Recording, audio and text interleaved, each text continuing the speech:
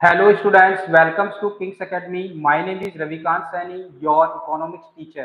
जो आज जो हमारा विषय है आपका इकोनॉमिक्स क्लास का वह है टैक्स। यहाँ पर हम देखेंगे जो हमारे टैक्स हैं वह किस प्रकार के होते हैं।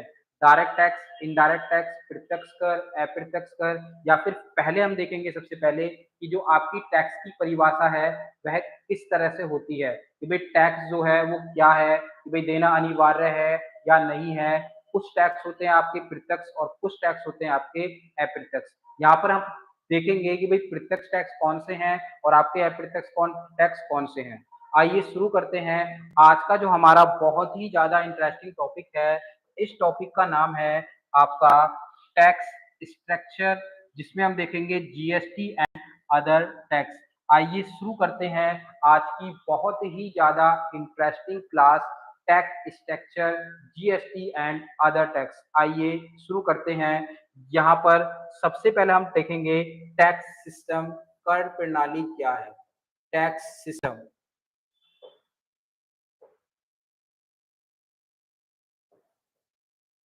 कर प्रणाली। अब यहाँ पर जब हम कर प्रणाली देखेंगे टैक्स सिस्टम, तो यहाँ पर हम देखेंगे सबसे पहले जो आपका टैक्स है उसकी डेफिनेशन क्या है। देखो टैक्स की डेफिनेशन क्या होती है, एक आम कह सकते हैं सीधे सीधे शब्दों में टैक्स की डेफिनेशन सरकार द्वारा लगाए जाने वाला एक अनिवार्य कर।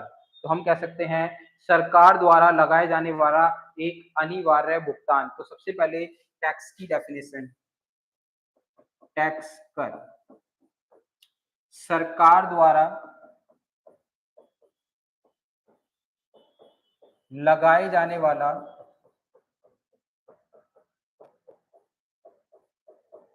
एक अनिवार्य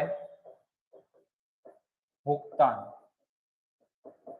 मतलब मैं सीधे शब्दों में कहूं, मतलब टैक्स क्या है, यह सरकार द्वारा लगाया जाता है जो कि एक अनिवार्य भुगतान है जिसको देना आपको अनिवार्य है। अगर कोई व्यक्ति टैक्स नहीं देता है, अगर वो प्रत्यक्ष टैक्स की श्रेणी में आता है तो उसे टैक्स चोरी का मामला लगाया जाता है, उसे टैक्स चोर कहा जाता है और साथ ही साथ उसे ब्लैक मनी भी रखने के मामले में उस पर जुर्माने या सजा का प्रावधान किया जाता है। अगर मैं टैक्स को देखूं तो यहाँ पर सबसे पहला जो टैक्स होगा प्रकार में एक होता है प्रगतिशील, प्रगतिशील कर प्रणाली। अब ये जो आपकी प्रगतिशील कर प्रणाली है इसको कहा जाता है आपका progressive tax system, progressive tax system. अब ये प्रोग्रेसिव टैक्स सिस्टम क्या है, तो देखो प्रोग्रेसिव टैक्स सिस्टम का मीन्स है जब आपकी आय बढ़ती है, जब आपकी आय बढ़ती है तो साथ के साथ आय की दर के साथ साथ टैक्स की दर भी बढ़ती चली जाती है। तो इसी तरह के टैक्स का प्रयोग भारत में किया जा सकता है जाता है। तो हम कह सकते हैं जब आय बढ़ने लगती है, जब आय बढ़ने लगती है तो साथ ही साथ टैक्स की दर, टैक्स की दर भी बढ़ने लगती है, टैक्स की दर भी बढ़ने लगती है। और इसी तरह के टैक्स का प्रयोग हम इंडिया में करते हैं, इसी तरह के टैक्स का प्रयोग हमारे यहाँ पर इंडिया में किया जाता है। ठीक है, उसके बाद होता है आपका, उसके बाद होता है आपका प्रगति, प्रगतिहीन कर प्रणाली। अब ये जो आपका प्रगतिहीन कर प्रणाली है इसे कहा जाता है रेग्रेसिव टैक्स सिस्टम। अब देखो यहाँ पर क्या होगा, यहाँ पर क्या होगा, व्यक्ति की तो आय बढ़ेगी लेकिन वहाँ जो टैक्स का रेट है, टैक्स का दर है वह कम होता चला जाता है। तो हम यहाँ सीधा सीधा क्या कह सकते हैं, आय तो बढ़ती है, आय बढ़ने पर, आय बढ़ने पर टैक्स की, आय बढ़ने पर टैक्स की दर कम होती चली जाती है, होती चली जाती है। मतलब मीन्स क्या है यहाँ पर कि पहले देखिए आप प्रगतिशील कर प्रणाली, ये जो आपकी प्रगतिशील कर प्रणाली है, यहाँ पर क्या होगा आपकी इनकम भी बढ़ रही है और साथ ही साथ टैक्स की दर भी बढ़ती है। लेकिन यहाँ पर देखिएगा आय बढ़ने पर टैक्स की, यहाँ देखिएगा आय बढ़ने पर क्या होगा, यहाँ जो टैक्स की दर है वो क्या हो जाएगी आपकी, ये कम होती चली जाएगी। जो टैक्स की दर है वह क्या होगी, कम होती चली जाएगी। और ऐसे टैक्स का जो प्रयोग किया जाता है, यह किया जाता है आपका, अगर मैं एग्जांपल के तौर पर कहूँ तो ये किया जाता है आपका विकसित देशों में, विकसित देशों में ये प्रयोग होगा आपका विकसित देशों में। और उसके बाद एक होता है आपका तीसरा अनुपातिक कर प्रणाली, उसके बाद तीसरा होता है आपका अनुपातिक कर प्रणाली। यहाँ क्या होगा आपका तीसरे में अनुपातिक कर प्रणाली, और ये जो अनुपातिक कर प्रणाली होगा इसे कहा जाता है आपका प्रोफेशनल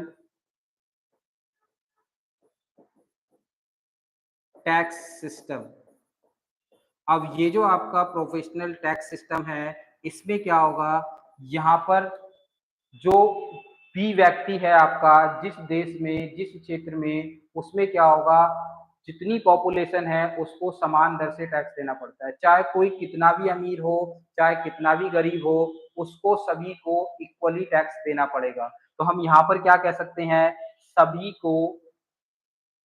सभी को समान दर से टैक्स देना होता है। मतलब कि कहने का मीन्स है, मान लीजिए एक बिस्किट का पैकेट है, एक बिस्किट है, बिस्किट का पैकेट, और उसकी कीमत आपकी 100 रुपीज है। अगर मान लीजिए अगर उसको कोई गरीब व्यक्ति खरीद रहा है तो उस पर वो 5% टैक्स देगा। अगर मान लीजिए कोई अमीर व्यक्ति खरीद रहा है, मतलब कि उसको टाटा अंबानी या अडानी भी खरीद रहे हैं, तो भी उनको भी 5% ही टैक्स देना पड़ेगा।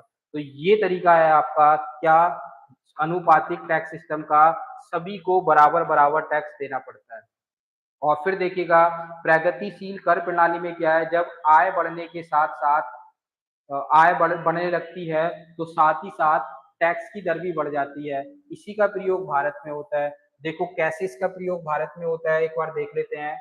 यहाँ पर देखो, मान लीजिए कि भाई 0 से 4 लाख तक तो कोई टैक्स नहीं है। अब 4 लाख से आपका मान लीजिए 6 लाख तक 10%, फिर 6 लाख से 8 लाख तक का 20%, और उसके बाद 8 लाख से 12 लाख तक, या फिर उससे जो आगे होगा उस पे 30%। मतलब इस तरह यहाँ प्रयोग किया जाता है। मतलब आय भी बढ़ रही है और साथ के साथ टैक्स भी ये भारत में होगा। अब देखो, यहाँ पर क्या है, ये वाले टैक्स सिस्टम में मान लीजिए किसी व्यक्ति की आय 4 लाख है तो उस पे लगेगा 30% टैक्स। अगर मान लीजिए 4 से उसकी 10 लाख है ना, 10 लाख है, तो यहाँ पर जो टैक्स लगेगा वो लगेगा 20%। मतलब कि और फिर 10 से कितना है आपका 15 लाख, तो यहाँ पर टैक्स जो लगेगा वो 10%। मतलब इस तरह कम होती चली जाती है। इसे कहा जाता है प्रगतिहीन कर प्रणाली। ये विकसित देशों में प्रयोग होता है, ज्यादा कमाइए कम टैक्स दीजिए। और भारत में क्या है, कम कमाई जितना ज्यादा कमाते चले जाएंगे उतना टैक्स होगा। और अनुपातिक कर प्रणाली में सबको एक इक्वली टैक्स देना है, चाहे आप गरीब हैं, चाहे अमीर हैं, चाहे भिखारी हो, चाहे अंबानी हो, सबको इक्वल ही टैक्स देना पड़ता है। उसे कहा जाता है अनुपातिक कर प्रणाली। अब इसी तरह हम देखेंगे यहाँ पर कर के प्रकार। अगर मैं बात करूं कर के प्रकार की, तो यहाँ पर हम पढ़ेंगे दो प्रकार के कर। तो यहाँ पर हम दो प्रकार के कर पढ़ेंगे टैक्स के अकॉर्डिंग। तो एक होता है आपका प्रत्यक्ष कर और दूसरा होता है आपका अप्रत्यक्ष कर। तो देख लेते हैं पहले आपका प्रत्यक्ष कर। इसे कहते हैं डायरेक्ट टैक्स, इसे कहते हैं डायरेक्ट टैक्स, प्रत्यक्ष कर। और एक होता है आपका दूसरा इनडायरेक्ट टैक्स, जिसे कहते हैं अप्रत्यक्ष कर। अप्रत्यक्ष कर इसे कहा जाता है इनडायरेक्ट टैक्स। अब देखो दोनों में अंतर क्या है, डायरेक्ट टैक्स और इनडायरेक्ट टैक्स में आपका दोनों में क्या अंतर पाया जाता है। तो देखो डायरेक्ट टैक्स क्या होगा, जहां व्यक्ति की आय पर सीधा टैक्स लगाया जाता है। जहां व्यक्ति की आय पर, व्यक्ति या किसी कंपनी या फर्म की आय पर सीधे टैक्स लगाया जाता है और उस टैक्स को आप हस्तांतरित नहीं कर सकते, ट्रांसफर नहीं कर सकते। मीन्स क्या है यहाँ पर, जिस व्यक्ति पर या संस्था पर जो टैक्स लगा है वही उसको पे करेगा। तो यहाँ डेफिनेशन क्या होगी, यहाँ पर हम कह सकते हैं ये लगता है आय लाभ, आय पर, या फिर हम कह सकते हैं किस पर, लाभ पर लगाया जाता है, लगाया जाता है। आय और लाभ पर ये क्या होता है आपका, लगाया जाता है। ठीक है। और जिस एक व्यक्ति, जिसे जिसे हम कह सकते हैं, जिसे एक व्यक्ति या फिर हम कह सकते हैं कंपनी, एक व्यक्ति, कंपनी या फिर हम कह सकते हैं संगठन पर लगाया जाता है, लगाया जाता है। और इसकी खासियत क्या है, इसे इसे हस्तांतरित, इसे हस्तांतरित नहीं कर सकते हैं, इसे हस्तांतरित नहीं कर सकते हैं। मीन्स क्या है, मतलब जिस व्यक्ति के नाम पर, संस्था के नाम पर, कंपनी के नाम पर या संगठन के नाम पर ये जो टैक्स लगाया गया है उसको आप ट्रांसफर नहीं कर सकते। जिस व्यक्ति पर लगा है उसी को वो पे करना होगा। जैसे जैसे हम कह सकते हैं यहाँ पर, जैसे हम कह सकते हैं इन टैक्स के अकॉर्डिंग यहाँ पर देखेंगे तो ये जो टैक्स है हमारे, जैसे सबसे पहले हम कह सकते हैं आयकर, आयकर इनकम टैक्स जिस व्यक्ति पर आया उसी पे लगेगा। उसके बाद होता है निगम कर, निगम कर इसे कहा जाता है कॉर्पोरेट टैक्स। और कॉर्पोरेट टैक्स क्या है, जो कंपनियों के लाभ पर लगाया जाता है, आय पर लगाया जाता है। उसके बाद है आपका संपत्ति कर, संपत्ति कर। उसके बाद है आपका पूंजीगत, पूंजीगत लाभ पर कर, पूंजीगत लाभ पर कर। और उसके बाद क्या है आपका उपहार कर, ये भी आपका डायरेक्ट टैक्स ही है। और उसके बाद है आपका ब्याज कर, मतलब जो आपके इंटरेस्ट मिलता है।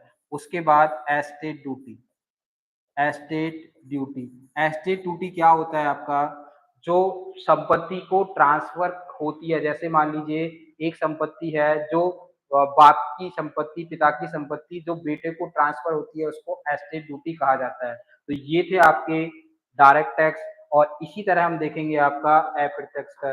अब यहाँ देखो, ये जो आपके अप्रत्यक्ष कर है, यहाँ देखेंगे हम, ये जो आपके अप्रत्यक्ष कर है तो ये क्या होगा, यह व्यक्ति या संस्थान पर, संस्थान पर सीधे नहीं लगाया जाता है, नहीं लगाया जाता है। याद रखिएगा, व्यक्ति या संस्थान पर ये कभी भी सीधे नहीं लगाया जाता है। और ये भी चीज याद रखना, इससे हस्तांतरित कर सकते हैं। तो इसे इसे हस्तांतरित, हस्तांतरित कर सकते हैं, इसे हस्तांतरित कर सकते हैं, मतलब कि इसे ट्रांसफर कर सकते हैं। मतलब जिस व्यक्ति पर ये टैक्स लगना है वो किसी दूसरे पर इसको हस्तांतरित कर सकता है। चलिए, और यहाँ पर क्या था, इसको हस्तांतरित नहीं कर सकते थे। तो यहाँ पर देखेंगे पहला जो है आपका उत्पादन शुल्क, ये आपका अप्रत्यक्ष कर है। इसी तरह आपका सीमा शुल्क, सीमा शुल्क, इसी तरह आपका हो जाएगा जीएसटी, इसी तरह आपका हो जाएगा वैट, वैल्यू एडिड टैक्स, इसी तरह होगा मनोरंजन कर।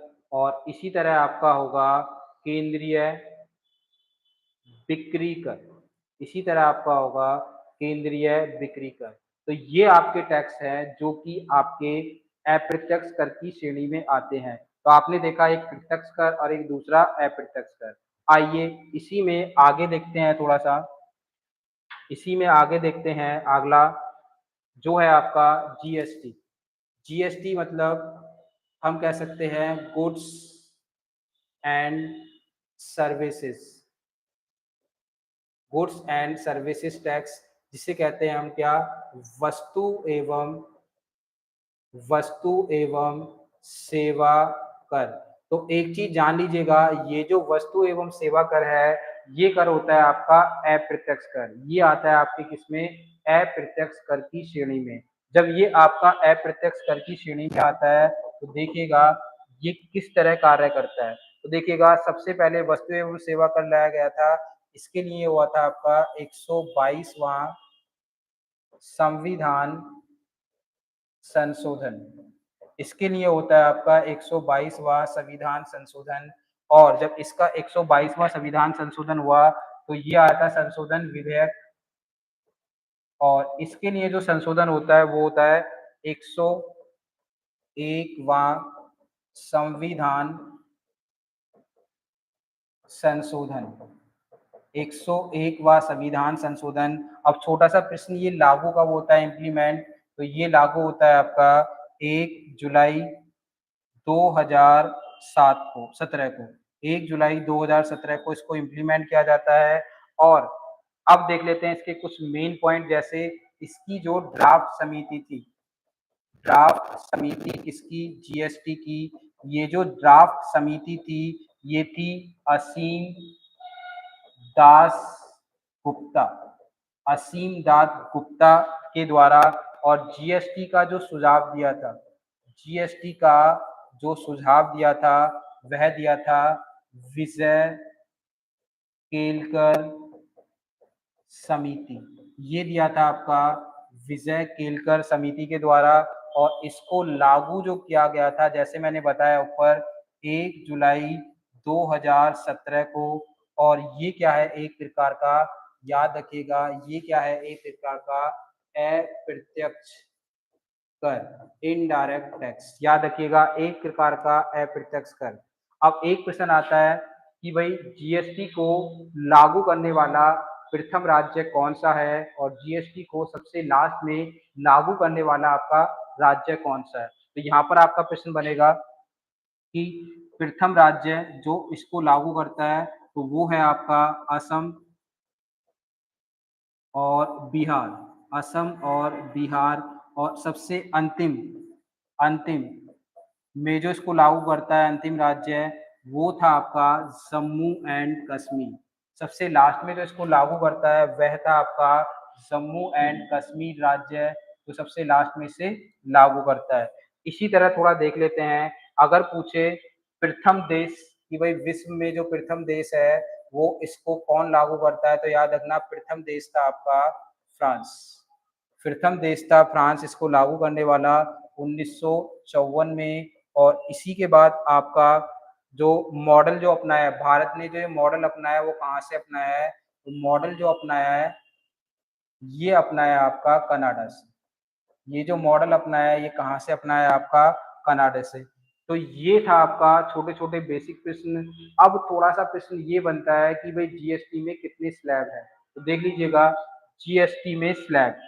सबसे पहले जीएसटी स्लैब कि आपके जो जीएसटी है उसमें कितने स्लैब हैं। तो अगर मैं स्लैब की बात करूं तो एक तो 0%, उसके बाद 5%, उसके बाद है आपका 12%, उसके बाद 18% और उसके बाद 28%। अब देख के तो लगता है स्ट्रक्चर को कि भाई इसमें कितने स्लैब हैं, 5। लेकिन याद रखना यहाँ जो स्लैब हैं उनकी संख्या है 4 स्लैब। यहाँ जो स्लैबों की संख्या है वह कितनी है, 4। तो इस तरह आप इसको ध्यान रखिएगा। फिर एक प्रश्न आता है कि ये बताइए जीएसटी से बाहर किस किस को रखा गया है। तो देखेंगे यहाँ पर, तो यहाँ से आपका प्रश्न क्या बनेगा कि भाई जीएसटी से बाहर किस किस को रखा गया है। तो देखिएगा यहाँ पर जीएसटी से बाहर, जीएसटी से बाहर, तो देखिए यहाँ पर जो जीएसटी से बाहर रखा गया है, सबसे पहले एक तो शराब अल्कोहल, शराब अल्कोहल को बाहर रखा गया है। फिर पेट्रोलियम उत्पादन, जो आपके पेट्रोलियम उत्पादन हैं इनको भी बाहर रखा गया है। और फिर उसके बाद आपका विद्युत बिजली को भी बाहर रखा गया है। और उसके बाद आपका रियल एस्टेट, रियल एस्टेट इसको भी इससे जीएसटी से बाहर रखा गया है। अब प्रश्न आता है इसके बाद, ये बताइए जीएसटी के कितने प्रकार होते हैं? तो अब हम देखेंगे जीएसटी के प्रकार। जीएसटी के प्रकार, तो यहाँ अगर हम बात करें जीएसटी के प्रकार की, तो यहाँ पर एक होता है आपका जीएसटी के प्रकार के अकॉर्डिंग पहला सीजीएसटी, तो हम कह सकते हैं इसे central goods and services services tax. फिर होता है आपका SGST, state state goods and services services tax. और उसके बाद होता है आपका तीसरा आईजीएसटी, इसे कहेंगे इंटर इंटर स्टेट इसे कहेंगे इसके बाद inter state goods and services tax, inter state goods and services tax. अब देखो यहाँ पर तुमने देखा होगा, अगर मान लीजिए आपने कोई भी एक प्रोडक्ट खरीदा है, आपने कोई भी एक प्रोडक्ट खरीदा है, तो आपको जो जीएसटी का बिल मिलता है, मान लीजिए आपने क्लोथ खरीदे, कपड़े खरीदे या जीन्स खरीदे, तो आपको वहाँ क्या होता है 18% जीएसटी कटा हुआ मिलता है। कितना मिलता है आपको 18% जीएसटी, लेकिन वो मिलता कितना है 9 + 9 ऐसे करके। मतलब कि ये जो 9 है ये वाला, ये तो हो गया केंद्र का, और ये वाला जो 9 है ये वाला, ये हो जाता है आपका राज्य, स्टेट मतलब राज्य का। तो आपने देखा होगा जो जीएसटी है वो आपको दोनों जगह बटा हुआ मिलता है ना, और यहीं पर उसको कहते हैं सीजीएसटी और स्टेट जीएसटी, मतलब कि राज्य जीएसटी। और यहाँ पर आता है आपका इंटर स्टेट जीएसटी। यहाँ इंटर स्टेट जीएसटी का मतलब क्या है, इसे कहते हैं यहाँ पर इंटर स्टेट का मतलब क्या है, मान लीजिए यूपी है और यूपी से आपका जो माल जाना है वो एमपी में जाना है, तो यहाँ पर जो बॉर्डर क्रॉस करके गया इंटर स्टेट, तो इसके लिए आपका जीएसटी के अकॉर्डिंग ये कानून बना दिया है कि इसको भी इस राज्य में एक दूसरे में पे करना होगा।